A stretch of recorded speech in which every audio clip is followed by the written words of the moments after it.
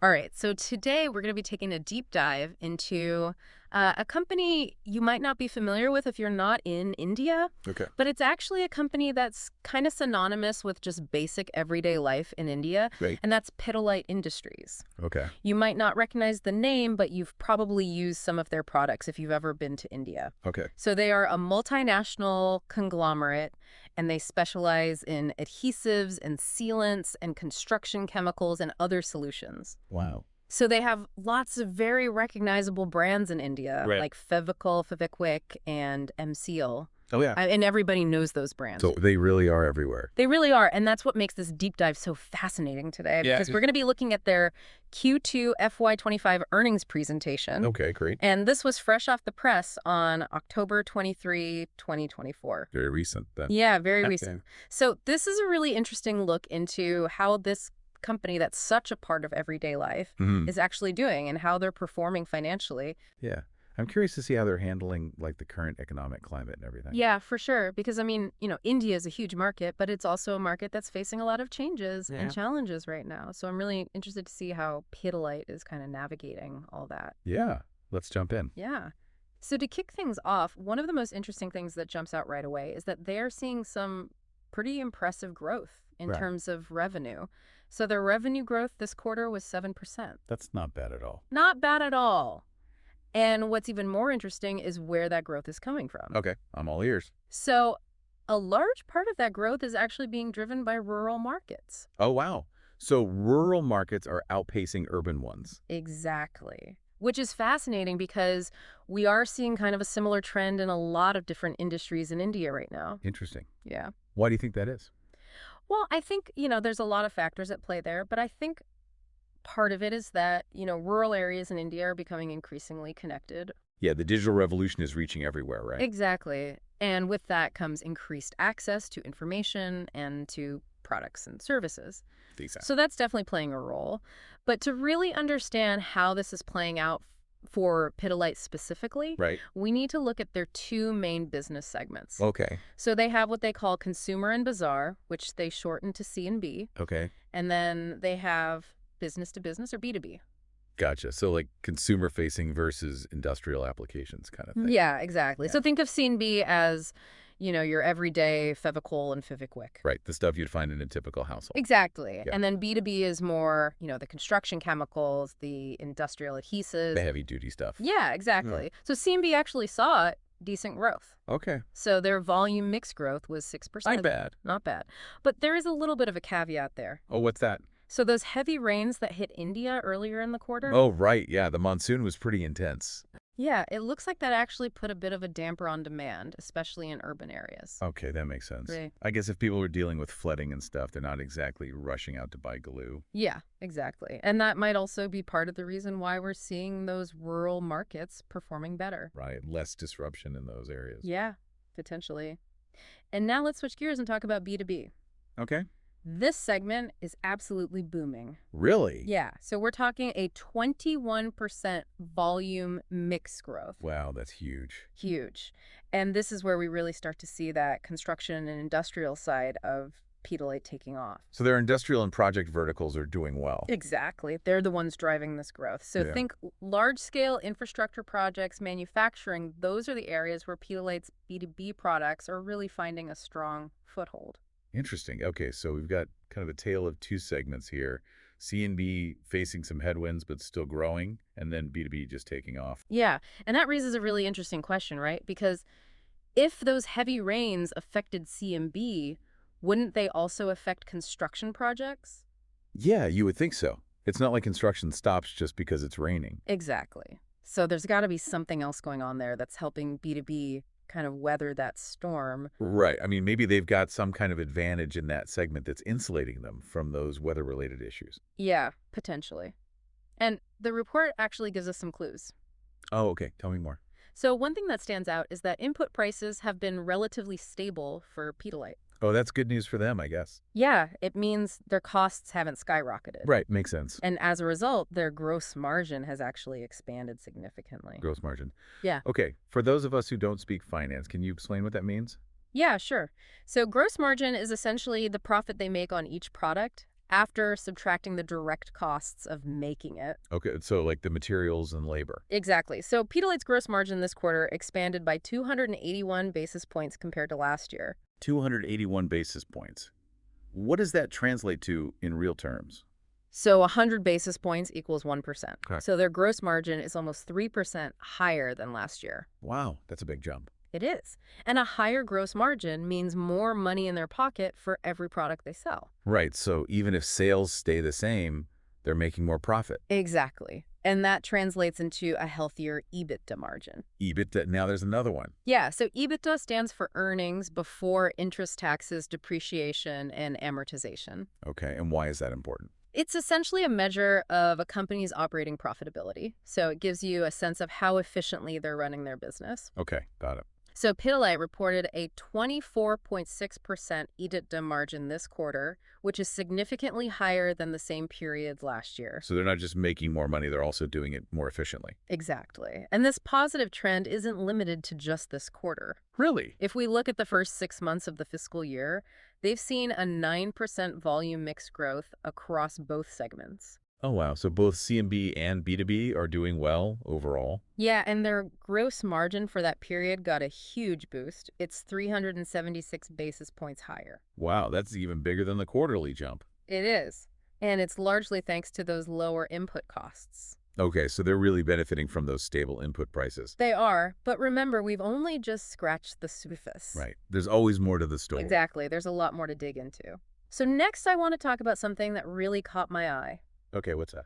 Pidilite subsidiaries. Ah, yes. They've got operations all over the world, don't they? They do, and it seems like those subsidiaries are playing a big role in their growth story. Interesting. I'm curious to hear more about that. Yeah, me too. Because this is where things get even more intriguing. Oh, okay. I'm hooked. So their international subsidiaries are actually exceeding expectations. Really? Even with everything going on in the global economy? Yeah, we're talking double-digit growth, even with the global economy being a bit shaky and some political hotspots popping up in certain regions. That's impressive. It really is. And it's not just about revenue. Their EBITDA grew in double digits as well. So they're managing costs effectively and running a tight ship. Exactly. So on the one hand, we've got international subsidiaries thriving, B2B segment booming. It sounds like a recipe for success, right? It does. But I'm guessing there's a but coming. There is, because we have to compare that to their domestic subsidiaries. No. And that's where we start to see some contrasting fortunes. Okay, I'm all ears. What's happening on the home front? Well, their B2B subsidiaries in India managed a modest sales growth. Okay, so not bad, but not as explosive as the international growth. Exactly. And then their C&B subsidiaries in India are actually facing some serious challenges. Oh, no. Are those demand headwinds spilling over into their subsidiary operations? It seems like it. So not all subsidiaries are created equal. Right, some are facing tougher conditions than others. Exactly. And that leaves us with a really big question. What's that? What does all this mean for Pidilite's overall outlook?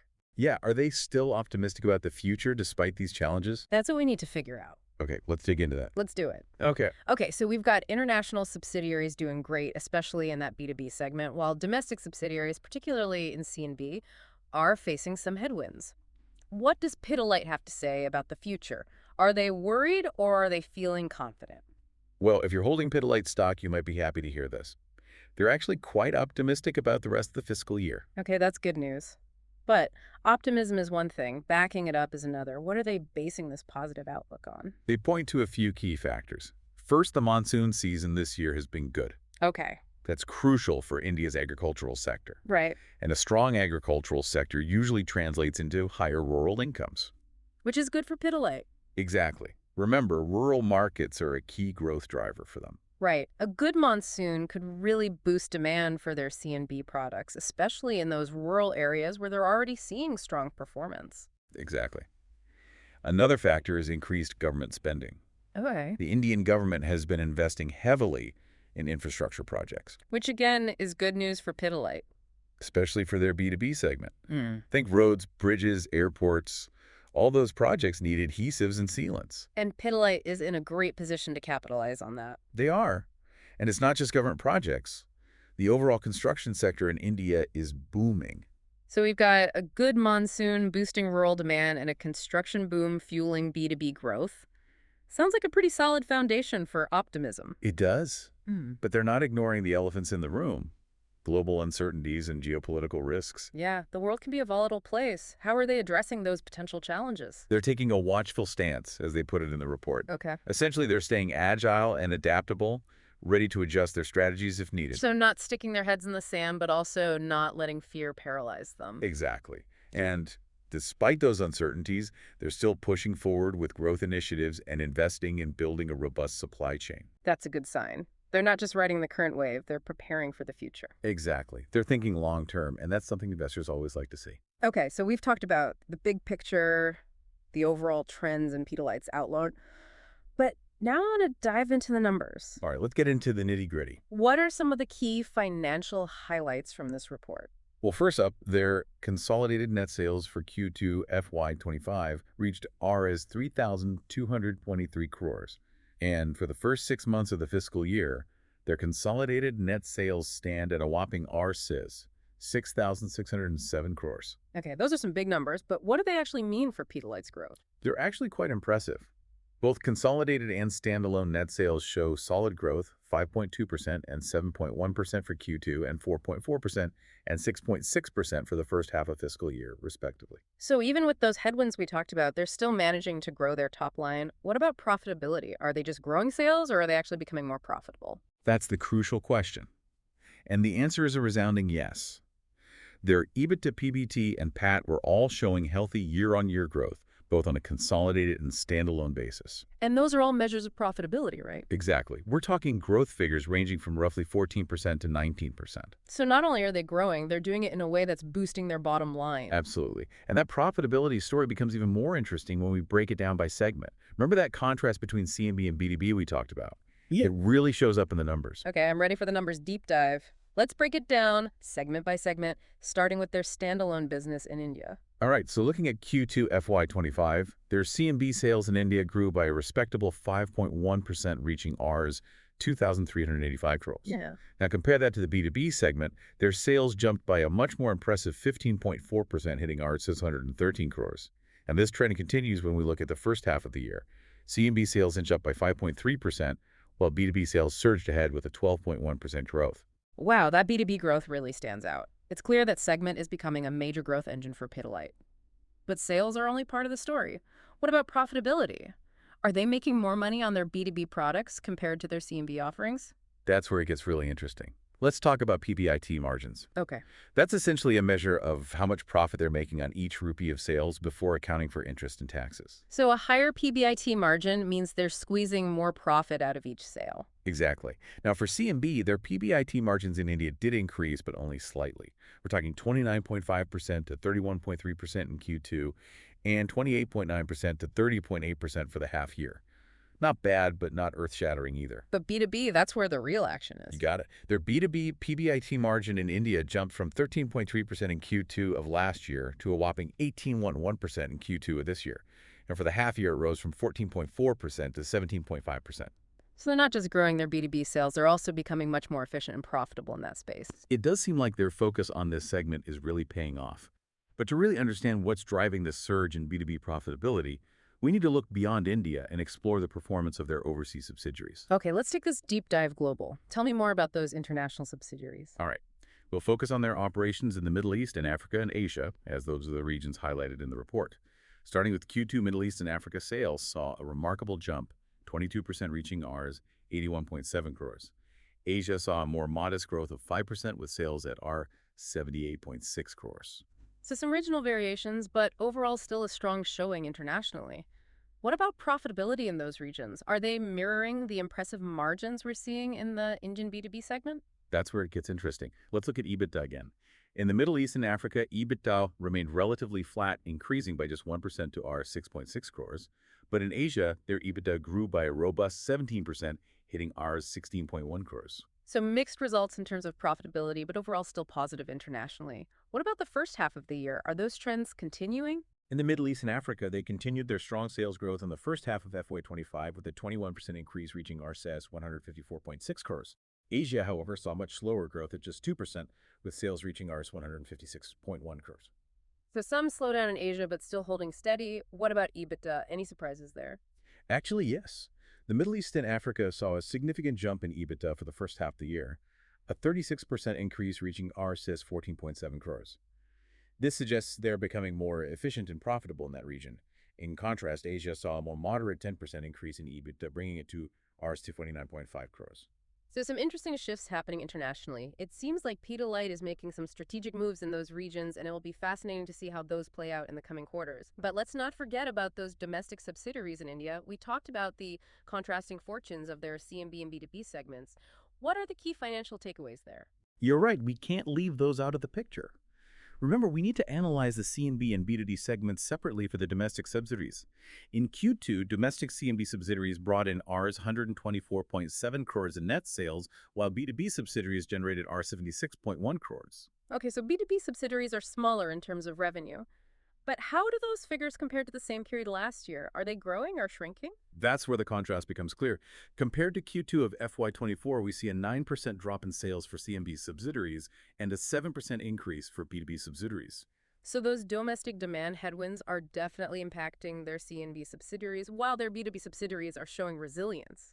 What about profitability? Are we seeing a similar divide there? This is where the numbers really tell a story. In Q2, C&B subsidiaries experienced a significant 39% drop in EBITDA down to just R0.9 crores. But B2B subsidiaries saw their EBITDA increase by a remarkable 47.5% to Rs 17.5 crores. Wow, those are some big swings in profitability. It seems like their domestic B2B business is really picking up the slack. But what about the first half of the year? Are those trends continuing? Absolutely. Domestic C&B subsidiaries reported Rs as 239.2 crores in net sales for the first half of FY25. Unfortunately, that represents a 4% decline compared to the same period last year. On the other hand, B2B subsidiaries saw their sales grow by 1% to reach Rs 160.2 crores. So the struggle continues for C&B subsidiaries, while B2B subsidiaries are at least managing to stay afloat. But what about their bottom line? Are they still profitable? The trend persists. C&B subsidiaries saw their EBITDA drop by 30% to Rs 5.6 crores, while B2B subsidiaries experienced a 36% growth in EBITDA, reaching Rs 33.3 crores. It's pretty clear that Pidilite's B2B segment, both domestically and through subsidiaries, is becoming a major growth engine for the company. But what does this all mean for their overall strategy? Are they shifting their focus away from C&B and going all in on B2B? That's a great question. And to answer it, we need to take a step back and look at Pidilite's overall industry segment composition. How much of their revenue comes from C&B, how much from B2B, and how has that split evolved over time? That's where we'll find some clues about their long-term strategic direction. Okay, let's take a look at that big picture view. How does Pidilite break down its business? Well, if we focus on their standalone results for the last fiscal year, FY 2023-24, it's immediately clear that their consumer and bazaar products are still the dominant force, making up a whopping 82.5% of their total sales. Which makes sense. They've built their reputation on those iconic consumer brands like Fiscal. It's what they're known for. Exactly. But what's interesting is that their business-to-business products, though smaller at 17%, are steadily gaining ground. So they're not putting all their eggs in the C&B basket. They're diversifying and building a stronger presence in the B2B space. Precisely. And this trend becomes even more evident when we look at their performance over the past 5 years. From FY 2019-20 to FY 2023-24, the proportion of B2B business in their revenue mix has gradually increased, while C&B has seen a slight decrease. So it's a gradual but deliberate shift towards B2B. They're not abandoning their consumer base, but they're clearly recognizing the growth potential in the B2B market. Exactly. And that strategic shift makes a lot of sense, especially when you consider the factors we've discussed: the construction boom, the government's infrastructure push, and the growing demand for specialized industrial products. It's like they're positioning themselves to ride the wave of these mega trends. To really understand their potential, I think we need to zoom out even further and get a sense of their overall scale and strengths as a company. Where do they stand in the global market?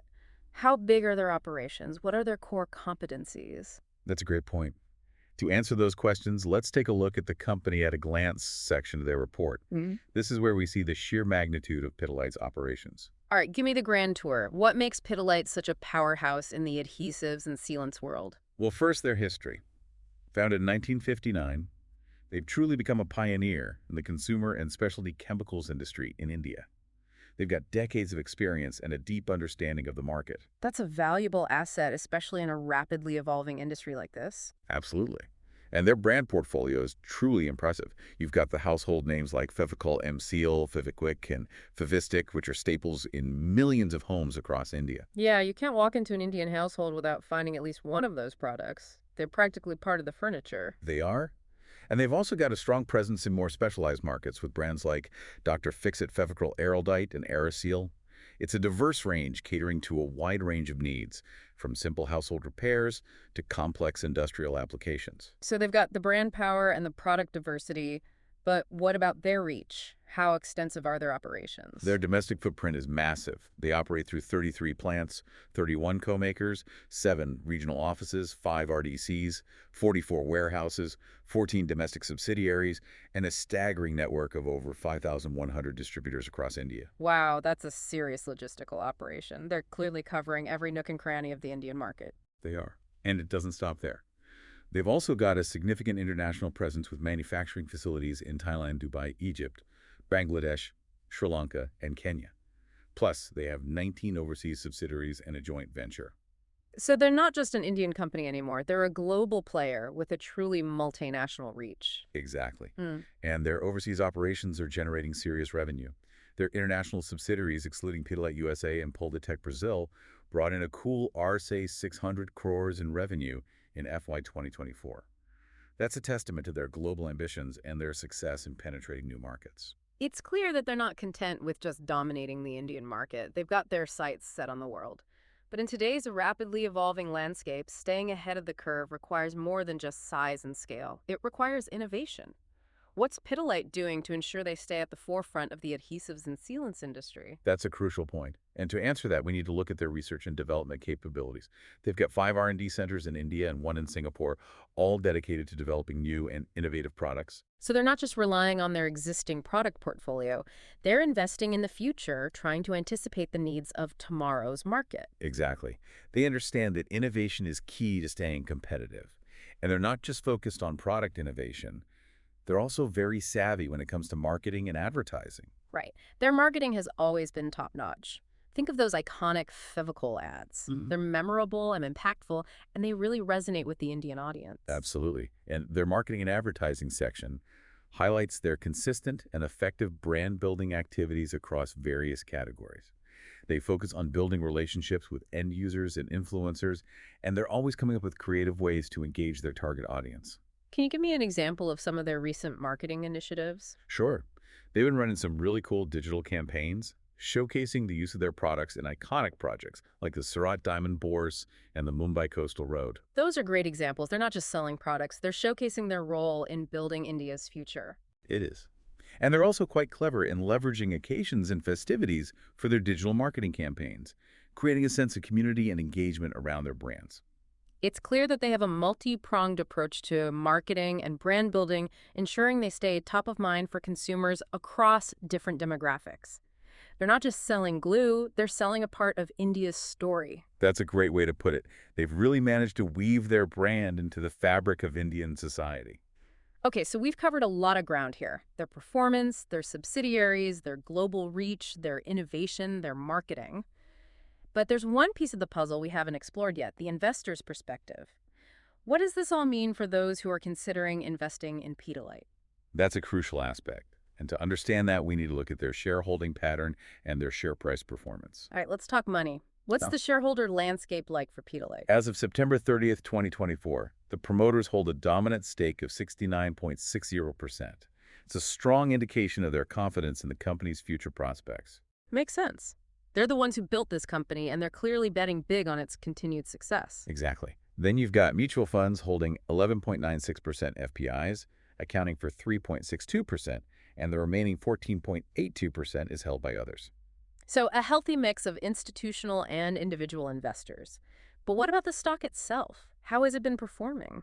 Well, looking at their share price movement, it's interesting to note that while it has fluctuated, it has generally trended upwards, outperforming the Sensex. This suggests that investors are recognizing Pidilite's consistent performance and growth potential. So they're not just a solid company, they're also a potentially lucrative investment. Exactly. And for investors seeking steady returns, their consistent dividend payout section is quite noteworthy.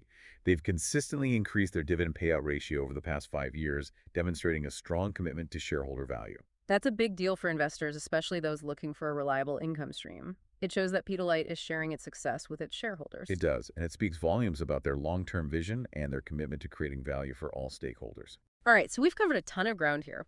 We've gone from their latest quarterly performance to their global reach, their innovation efforts, their marketing strategies, and even their shareholder value proposition.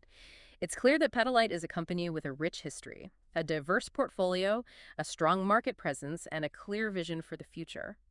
But what does it all mean for our listeners? Why should they care about Pidilite's journey?